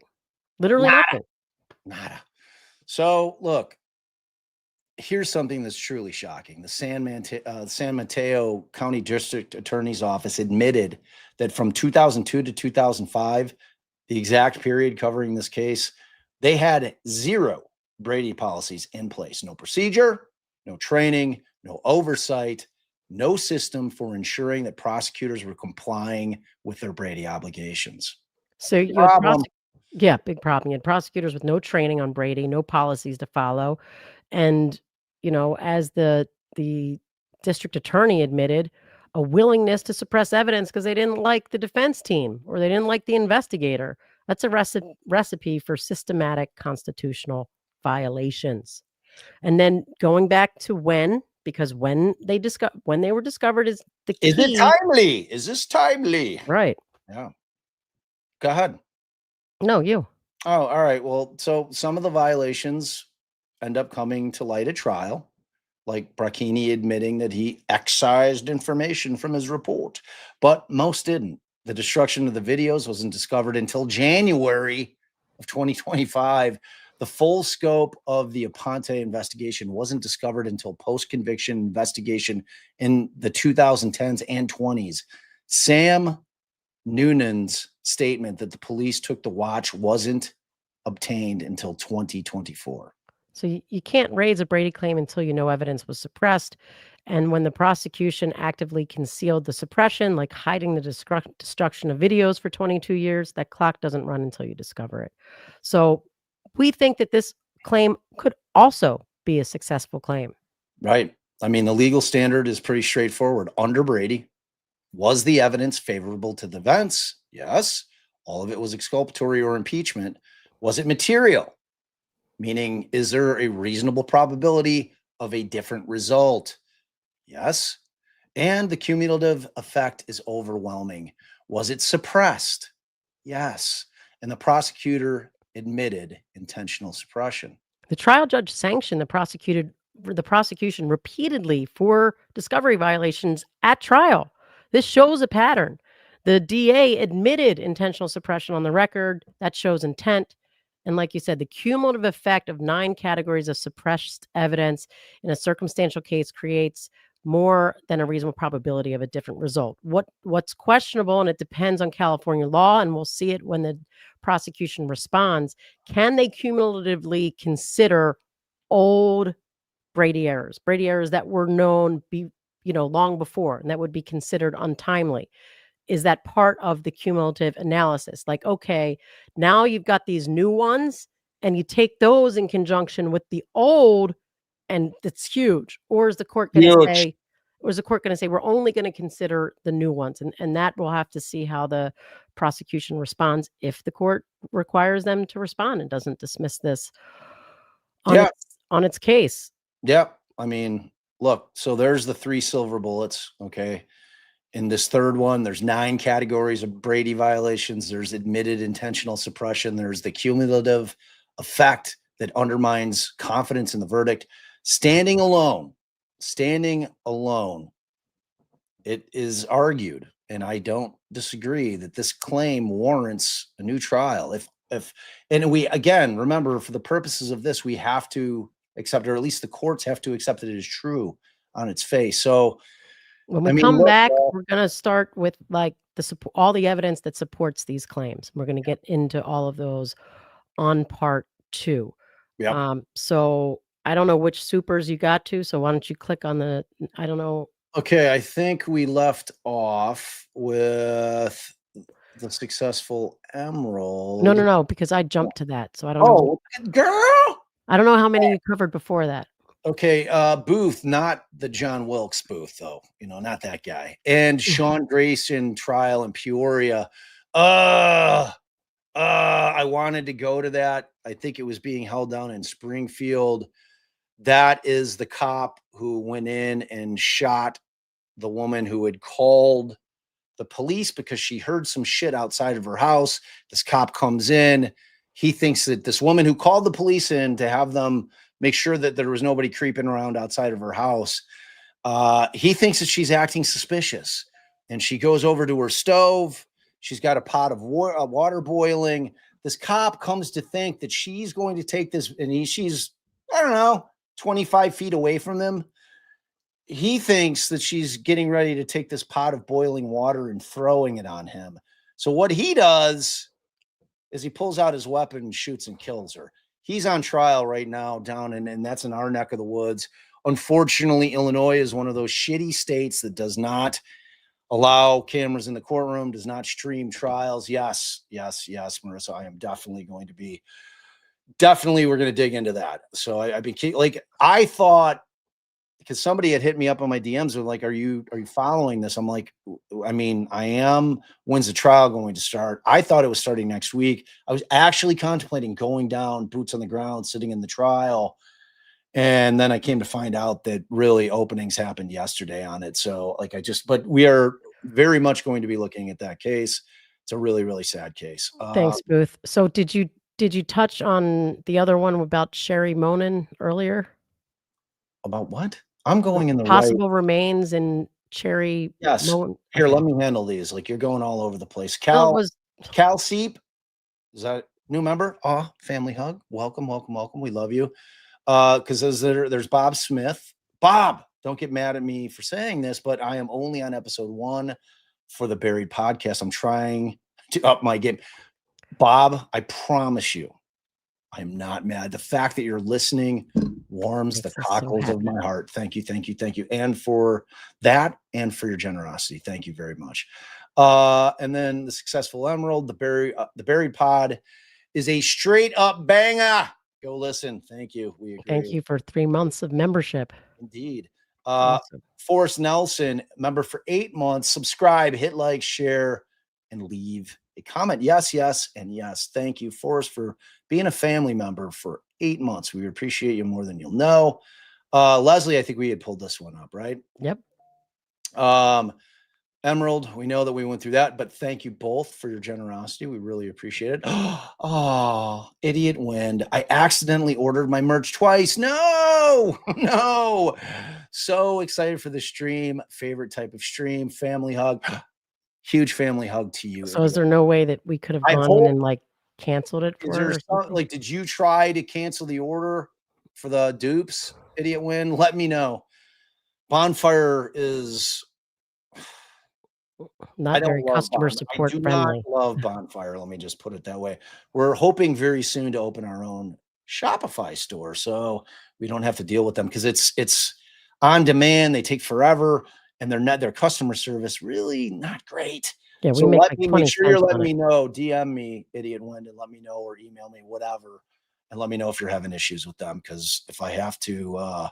But do it quickly because what they do is they say, oh, we've started processing the order. And I know they're full of shit because I know how long it takes them to get shit out. So just keep in touch with me and let me know if I can help you. And thank you as always for your generosity. Tony, I am 76, have always questioned the baby's age evidence. She only had on fallopian tube, which makes it more difficult to measure unless you've used IVF. We did. It's a guess. Thank you. Good point. Good point. And then William Swift, thanks for no ads. Thank you, William. We appreciate that. Family hug. Welcome to the party. Welcome to the fam. William Swift, I am now a law student. I refuse to study. Fair. That's what we have these lives for, so you don't have to study. We study for you, and we try to go through 600 pages of shit, narrow it down so that it's palatable and hopefully that you guys are taking something from it and enjoying it. Thank you so much, William. Am not 23, member for 2 months. Oh, thank you. Please, dear God, please never let me end up a defendant. Here, don't commit crimes. Then you should be good. Unless you get, falsely accused. So Or yeah, don't help let that. that happen either. Otherwise you'll need a really good defense attorney. Thank you, M-Not23. We appreciate you. Mark Cunningham became a YouTube member. Family hug. Big hug. All right, what do you got here, babe? Lee Patricia. Hi. I think you guys Hi. covered some of Todd Mullis, I have the to hide.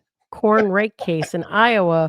When will we have a decision? It's been forever since that hearing. Yeah, like sadly, that's one where we did the first couple days and then I dipped. It's that thing where we dip, kind of like we did with Duren. It's like, hey, the Duren case. What Duren case? We weren't covering the Duren case. So I don't know. It has been a hot minute. It's been so long that there's really no excuse for me not to go back and finish that damn hearing, because it really, that was not Duren. That was actually really interesting. Yeah. So I don't know. I have not heard anything. We'll try to find out. It's taken forever to get the direct appeal opinion. None other than Julie Beverly, the case that we covered in Murder on Songbird Road. It has been a really, really long time. Everything that happened during that session, they've already written their opinions and issued them, except for that just one tells case. you they're stuck on something. They're really working on something. They're working on it. It's interesting. So stay tuned. And then Tony I Am is back. Another woman was murdered around the time that they found her body in the same area that they found Laci. Her appearance was similar to Laci as well. I mean, look, if you know anything about the yogurt shop murders, where all these many years later, thanks to DNA, they were able to determine that it was, in fact, a serial killer who killed all over the country, who just randomly went in there. And, in that case, you had multiple false confessions. You had guys that served time, 8-9 years on that case, who confessed to doing it, who absolutely did not do it. So, yeah, It happens. Everything's got to be looked at. We can't jump to conclusions and assumptions, because you know what assuming does, right, babe? Yep. Makes an ass out of you and me. That's right. And then finally, what happened to approved DNA item Love podcast? I don't know. We were talking about that under your scars. That's what I was saying. There was one thing that I thought that they approved from the van to be tested. I don't know if it was the carpet. And it might be in what we cover next, because I don't even remember I don't remember, and I don't know what happened with it. I would assume, because this thing was filed in August, I would assume if they had some kind of results from that, but they also so they're fighting really hard on the van shit. And then they come to find out that they have this smoking gun, silver bullet #1 evidence. And wait, I do forget. Maybe the van was burned. Was the van definitely burned in December? Yeah. Okay. Yeah. So, right. It conflicts. So, their job is to try to look at everything. They're looking at everything. They all have possible angles. Yeah. But those two things do not play well together at all. So we'll have to keep you posted on that. We don't know at this point. I did get a Venmo for us, and Tia sent us a $5. Solid. Thank you very much, Tia. We appreciate you for the delicious $5 Venmo. All right, y'all. I'm gonna do everything in my Gigi came in late. $2. Thanks, Gigi. Thank you, Gigi. Tomorrow I'm gonna, Allie, I think thinks. Remember, Amber's got to drive tomorrow, so I don't know that. We'll see. I don't know that this everything's in the air, possible, doable. I'm feeling like I'm gonna get up and do it, but we'll Allie's building that little buffer. We like to call that the buffer. So, but we love you guys. Thank you so much. Thank you, mods, for all your hard work every single live. Thank you, Tracy. Thank you, Mandy, for all of your incredible work that you do behind the scenes. And I also want to remind you, I'm terrible at this. Tracy has the most amazing Discord, and it's called Seeking Justice. If you are looking for documents from any case that is worth looking at, Tracy's got them straight away in there. Make sure that you're becoming a member over there, because anything that you need from any case, Seeking Justice has the goods. That's where we get all. That's where we get it. exactly From where we Tracy. get it. So make sure you're giving love to Trace over there because she does a huge amount of work, and she spends her own damn money sometimes to get these documents. So it's an incredible Discord. I cannot recommend it enough. So get over there, get subbed, become a thingy, a member, whatever you do. It's too young for me. It's too young. Like I don't like. I went in and I'm very. So luckily Tracy's our girl, so I could just say, Tracy, hi. Can we have a document? Because it's Discord intimidates me because of my oldness. And then also, the last thing I'm going to remind you after I tell you, please share, like, subscribe, become a member, share, like, subscribe, become a member. We love it. We've had so many new patrons come into our Patreon because of the podcast, because it seems like people are wanting to cheat and move ahead of our drop schedule. I look, and I'm all about that. I'm just telling you that the sound of the tapes now compared to when we originally released it, it's like a different podcast. It is a completely different experience. It's amazing. Allie and I were listening to this morning, or like episode 5, because I had not listened to it in years. Right. Like I originally dropped it in 2021. It was too early. I should have waited until the technology caught up to where we could get those tapes right. And this is the way it should have sounded from the beginning. So that's right. So I opened it up on Patreon and listened to the old episode number 5 to compare the sound and could hear this hum underneath. Yeah, hissing and just ambient noise. It's night and day. Like if you're listening on headphones, you're gonna it's like wow. And even if you're just listening on your phone or your car, it's night and day. It's unbelievable. It's a whole different experience. So with that, make sure that you're going over to Buried Inside the John Wayne Gacy investigation. It was a boots on the ground investigation. It has everything that you can ever want. This is just not some dude reading a fucking wiki page about a case. My father defended the creep. My father taped his conversations with the creep, preparing him for trial. I had those tapes, but those are not what the podcast is about. We give you the sound because I felt like it was important for you guys to be able to hear it historically, and because it's just uber disturbing to listen to that guy talk. But what it really is the investigation into how they got him in 10 days when Chicago PD just absolutely shit the bed for 6 years. I wanted to know now. I wanted to know how and why. That's how it started. What we uncovered is unbelievable. You're going to hear the opening statement by my father. He's going to read it. The only people on the planet that ever heard how that man was convicted are the people that were in that courtroom until now. You'll hear my father's opening statement regarding the insanity defense that should be taught, that should be used in schools. It's that fucking powerful. And then to wind it all up, we were lucky enough to get Bill Kunkel, who is now deceased. Rest in peace, Bill Kunkel, who was the lead prosecutor. He read his entire, and read isn't the right word. He performed his entire closing argument straight from the transcripts, and it's unbelievable. And again, no one on the planet has heard that except for the people that were in that. And that's all the way at the end. The thing is an epic journey. It is 33 with 3 parts episode, so it's 36 total. It's like nothing you've ever heard. I highly recommend it. If you do, please remember to follow, subscribe, and give us a rating of 5 stars. If you're so inclined, we would love if you wrote a review, because you guys are what gets it out to the world. We don't have a marketing budget. We are not Wondery.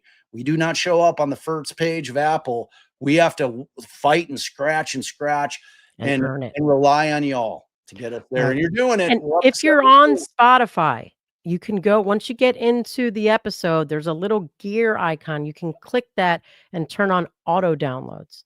So then regardless of when you listen to it, it'll be there for you. Yep. All right, y'all. We love you so much. I hope that I think I'll be here tomorrow, but Allie has left the buffer. If God forbid we're not here to do the second part of this tomorrow, we will in fact do it Monday. Like I said, I'm gonna try to be here. If we're not here, I hope that you all have an absolutely wonderful weekend, because all of you deserve it. You're all beautiful humans, because without you, I am quite literally just an old man with a damn good podcast voice. Woo! Love you, baby.